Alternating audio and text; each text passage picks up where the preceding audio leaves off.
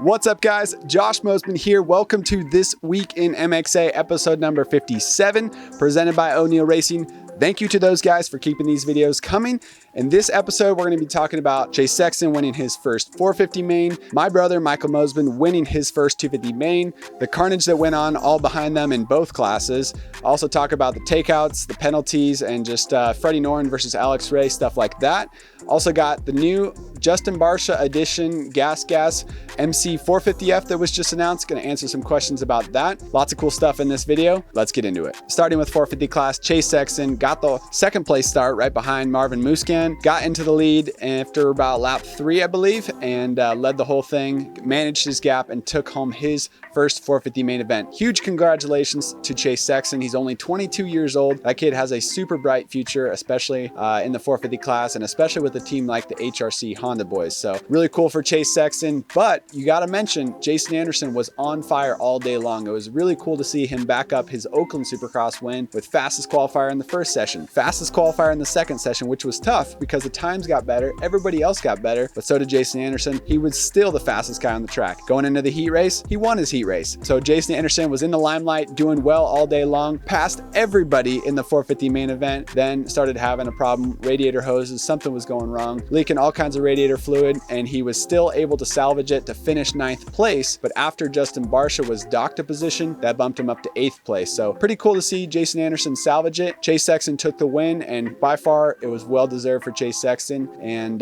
can't take anything away from that. Jason Anderson, it was kind of a woulda, coulda, shoulda moment for him. Taking a closer look at Jason Anderson and the 450 Supercross point standings now, Eli Tomac is the red plate holder. Jason Anderson is 6 points behind him in the championship standings, which isn't too bad, especially having a mechanical issue like he did at San Diego. But, and there's always a but in motocross, supercross, and really any kind of racing, if Jason Anderson were to have finished second in the main event, the position that he was in after he passed everybody and before the bike started to have a malfunction, he would be 5 points ahead with the red plate on his Kawasaki KX450. Instead, Eli Tomac would have finished third in that race, and that would have put Jason Anderson with the red plate with the points lead on his new Cowie after round 3 with a 5-point gap on everybody else. So it's always a woulda, coulda, shoulda in racing. If a guy got a better start, it would have been better. If he didn't make a mistake, it would have been better. If he didn't have a bike problem, it would have been better. So there's always a big if, but it is fun to look at the stats, and I know that's something that Jason Anderson is going to have with him this week. He's got the confidence knowing that he just passed all of those guys to put him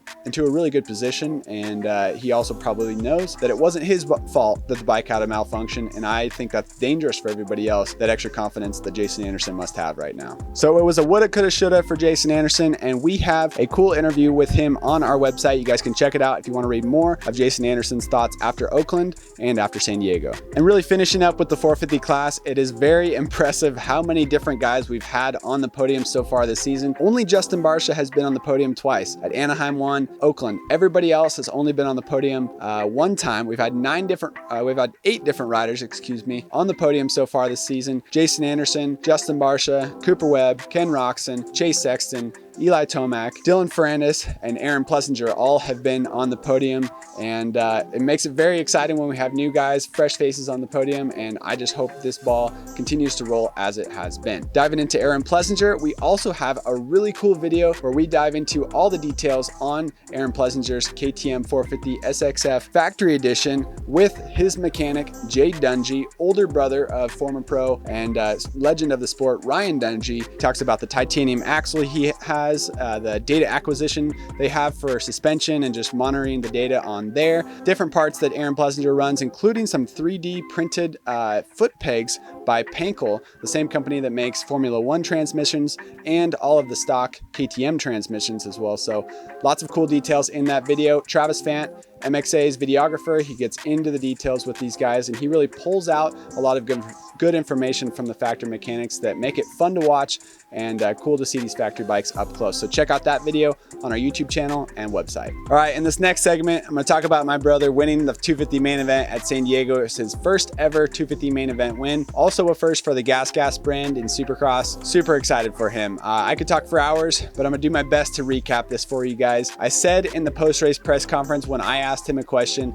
I poked a little fun at him. I was like, hey man, I heard you had a brother who really helped you out and really paved paved the way. Also, a lot of times when people ask me if I'm brothers with Michael, I'm like, yeah, I'm better looking, but he's faster, and I taught him everything he knows. That's a common answer from me, and it's of course a joke, but with every joke, there's an ounce of truth, right? After this weekend, after he crossed that finish line, really after watching him in qualifying in the heat race, I was just surprised and kind of enamored by how fast he was going during the day at San Diego. He's been going crazy fast this year, and it's been really fun to watch. After the race, I told him, I'm not any more proud of you now, and I'm not any more happy for you or anything like that, but I am glad that you got that weight off your shoulders, the first win off your shoulders. So Michael won his first main event. Obviously Christian Craig went down in the first turn. He came back to third.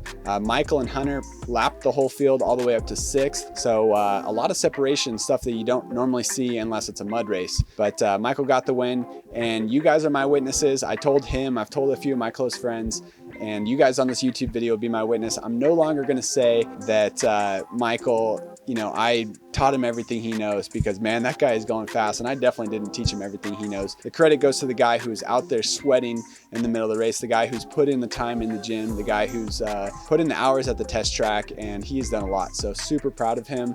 But like I said, not any more proud of him because of the win, but just glad and happy for him that he got that weight off of his shoulders. So really fun stuff. Next up, a little fun fact about Michael Mosiman and his race on Saturday. He was using a fill-in mechanic for the win. So pretty funny and kind of sad at the same time. Jay Burgess got sick just the night before and wasn't able to make it to San Diego. I hear he's feeling better now, and I think he'll be fine for Anaheim too. But they used a fill-in mechanic, Derik Dwyer. He's Pierce Brown's mechanic. He's going to be racing or mechanicking for Pierce on the East Coast when the 250 series starts up in Minneapolis. He filled in for Michael on race day, and Derik, to get Michael's first win, was probably pretty awkward for him. I think he was, felt bad that Jay wasn't there, but also happy to step in and help out. So I stuck a camera in his face. A little bit to know about Derik: he was actually Jeremy Martin's mechanic for a long time at Geico and at Star Racing. So cool guy. Let's hear from him. Derik, fill-in mechanic, what was that like? Great. I mean, Jay did all the work. I just helped him out for the day and helped Mosey, I guess, get the first win of his career. So, fortunately, Jay doesn't get to feel it with him, but at the same time, it's still his work. So, big props to him and definitely Mosey for putting in the work. How nervous were you down there? It was a hectic race, huh? What were you riding on the headboard? Just trying to keep him calm, trying to make sure he hits his lines and do his own thing. Because, I mean, you know how it is when you get in the heat of the moment. The worst thing you can do is think behind you. So it was all about thinking forward for him and not putting added pressure. So I think he did a very good job with that tonight. This week in MXA, bro. How was it? Man, it's a great weekend. Great weekend. You know what? There was also some serious chaos in the 450 LCQ with my good friend Freddie Noren and Alex Ray getting into it together. We talked to Freddie after the race. He's got a swollen hand. He got stitches in his hand, 8 stitches before the main event and 5 more stitches after the main event. Crazily, he didn't even go down. So let's hear from Freddie about that experience. Like a goof. All right, Freddie, gnarly carnage in the 450 LCQ. Can you just show us your hand? Can we see what this thing's all about? Yes, that was definitely kind of a rough go. Wow. All right, that thing is, show your other hand for comparison. Okay, a little different. A little different. Nice. I have been icing it, so hopefully we can keep the swelling down for A2. So yeah. And what's I mean, you kept going. How gnarly was that? Like, did you know right away that your hand was hurting? Oh yeah, it was like a weird feeling, and I finished the riding, and then as soon as I landed, I'm like, oh, man, this hurts. And I look down and I see a big puddle of blood, and I'm like, yeah, I don't know if I want to take my glove off or not. So. Nice. Then I did take it off, and I'm like, oh crap, this is nasty. I need to go get some stitches. So that's what we did. Then what'd you do? Well, I went down to the medic rig and it did 8 stitches just in time to make it out for the sight lap, and then started the main, and I rode really well for a little bit until it started hurting really bad, and it kind of started losing some grip strength. So I decided to pull off, keep it safer, and then I had to do another 5 stitches after that. So 13 stitches in total. You're in the Alpine Starts Medical getting stitches. You race out, do sight lap, do the 450 main event. Yeah. And then go back in there and get 5 more stitches. Yeah.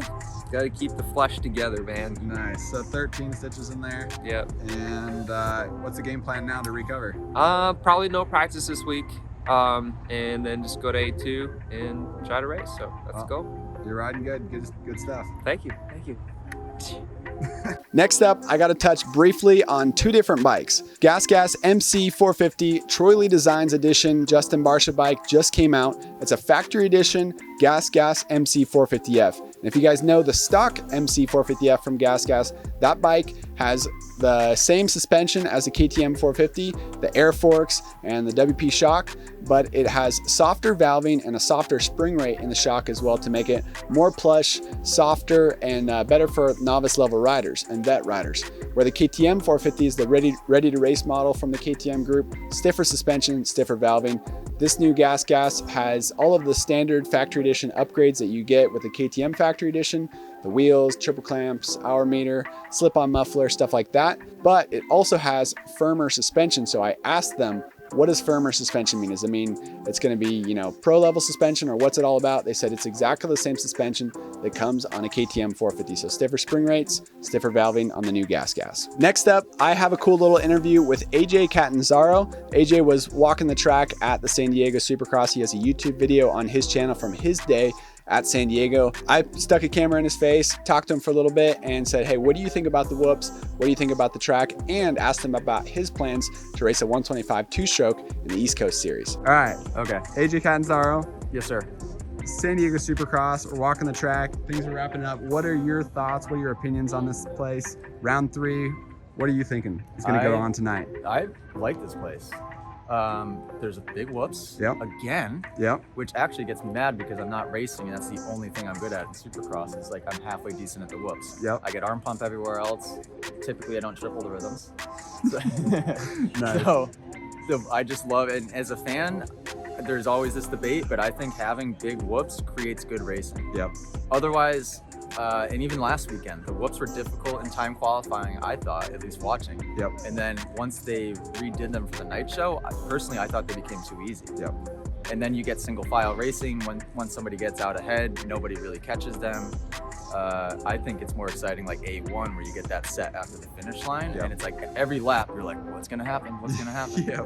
Totally. Hopefully this set is like that. They look pretty monstrous and they're right out of a 90. And then what about safety? So like whoops, you're not catching major air in the whoop section, but the bigger the whoops, this is my argument. Again, I argue this on jumps as well. The more technical the track, the slower you're going. So you might crash maybe more frequently, potentially, but you're going way slower. Think about like last week when Roxon crashed, going probably pretty darn fast through that high-speed set of whoops. As opposed to where if they built them like a half a foot taller and guys were afraid to come in fast, you might crash, but you're only going 18 miles an hour by the time you end up on the ground. That's a good point. I mean, is that what you think? I would say so. People get hurt in the whoops, but not as gnarly as they do trying to hook a gnarly quad or like, It's keeping speeds low, and it separates people because it's technical. That's what I think. Are you a jump through the whoops guy or a skim? Skim at all costs. Skim at all costs. Skim it at all costs. I think a lot of that has to do with bike. Like the Cowie that I was on the last few years, it was like watching Tomac try to jump through whoops. It just didn't really work. And I had never practiced it. So like I will skim forever. All right, cool. And then what kind of insight can you publicly give out on your plans for racing East Coast? I think it's fairly public at this point, not that anyone cares, but 250 East. I'm going to race 250 East, and then I'll do a 125 at a couple select rounds just to have fun. My goal really is like, I don't care about results, and I haven't for a while. I just wanted to have fun doing it and be present and kind of remain somewhat relative, right? And now it's just simply like, number one goal is to just have fun. That's cool. And the 450 isn't that fun because it's scary. And I'm like, watching Stank Dog these last couple races, I'm like, 125 might be the way to go. Looks pretty fun. Pretty fun. Good stuff. All right, well, good luck. Thank you, sir. And next up, I have a cool interview with a good friend of mine. And going into the San Diego Supercross, I was wondering, what do people at home want to know about? Who do they want to hear from in an interview that they might not hear anywhere else? I talked to my friend Jake Vanada. He's a Supercross and Motocross chaplain that goes to all 17 Supercross, all 12 outdoor nationals, and he's there for the riders, and he's been there for me in the past. And he actually married my wife Ashley and I a couple years ago. So really good friend, Jake Vanada. Let's hear from him, and hopefully you guys like this interview with somebody who's behind the scenes and doesn't get as much limelight in the public eye. Doesn't get as much limelight in the public eye. Cool. It is Military Appreciation right here in San Diego.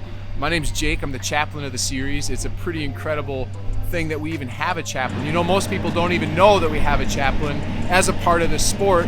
Military people have chaplain. There's chaplains that work with NFL teams. A chaplain's a guy that basically is a pastor or a minister that works with a specific sport or a team, or in the case of the military.